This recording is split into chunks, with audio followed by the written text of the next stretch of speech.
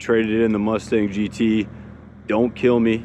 We went from Ford to Chevy. We got the 2019 Camaro 1LE ZL1. Absolute amazing car so far. The 1LE, you get the track package. It comes with the upgraded bumper, the cannards, leads the air all the way, the carbon fiber spoiler back there. Got the meaty boys in the front and the back. You got 305s in the front, 325s in the rear. Absolute massive brake rotor there. You love to see it. 1LE badging there. You got the ZL1 badge on the carbon scoop. Satin black to follow.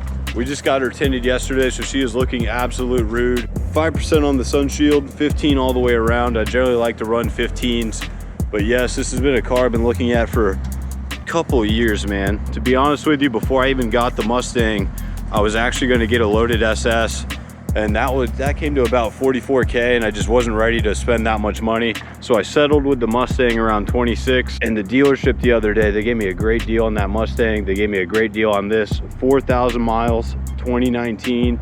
I felt like I stole something, which isn't a good feeling at a dealership, but the car checked out. My dad checked the VIN. It was beautiful.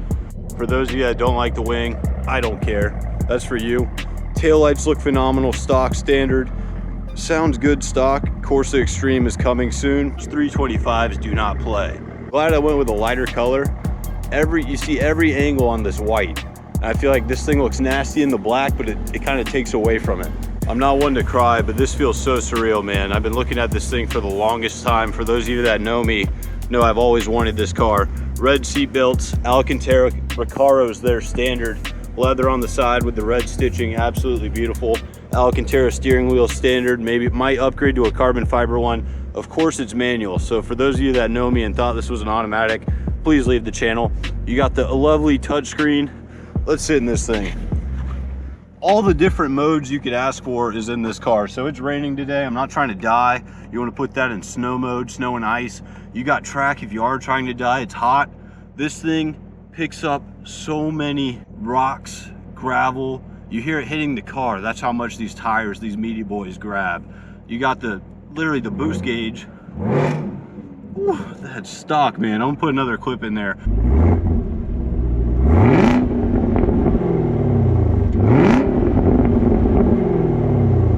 You can't rev past 4K without a tune.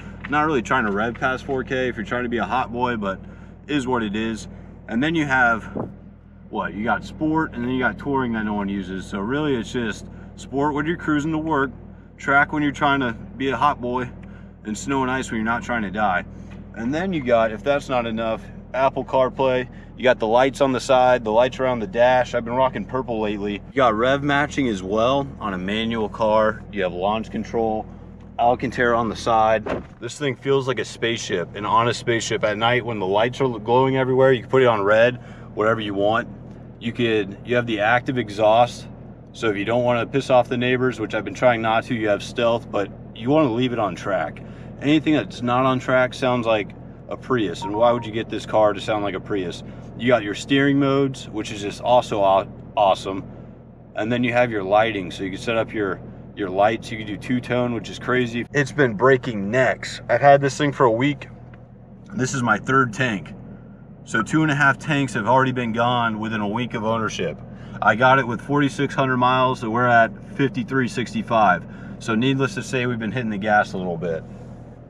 I know you could upgrade this to carbon, that's probably coming soon, but that Alcantara with red stitching doesn't get old to me. And then you don't have an e-brake, that's always thrown me off, but that's cool. Traction control button, I mean, like I said, if you're really trying to do something, you're more than welcome to. But man, this feels so surreal. I love the Mustang, I'm gonna miss the Mustang. The Mustang's already sold. Someone's flying from Missouri to pick up that Mustang. Lost the rims, lost the exhaust, that's life. But I gained this, and to be honest with you, the supercharger on this thing is mind-blowing. It is like the Mustang GT on steroids. I can't even compare it to that last car because this one is an absolute animal. No comparison. This is a car, you can quote me on this, I will have in the garage forever. If I ever get another sports car, it will be in addition to this. If I ever make it, it's gonna be a McLaren 720S. No questions asked. We're still on that hustle. The main negative you see on these cars is, oh, the suspension's too stiff. I'm 25 years old. I don't have scoliosis. If this thing gives me scoliosis, that's more than fine. Absolute unit. Mods coming. Exhaust is ASAP. As soon as I can. I gotta get married soon, so after that, this thing is going to be an absolute animal. But thank you guys for watching. I hope you like it. We still need a name for it, so if you have any name suggestions, it looks like an Oreo. I don't want to name it Oreo just yet. Maybe something cooler would happen, but let me know what you think down there. Any mod suggestions? But I appreciate you boys. We're getting there. Thank you for watching. Kill Cam out.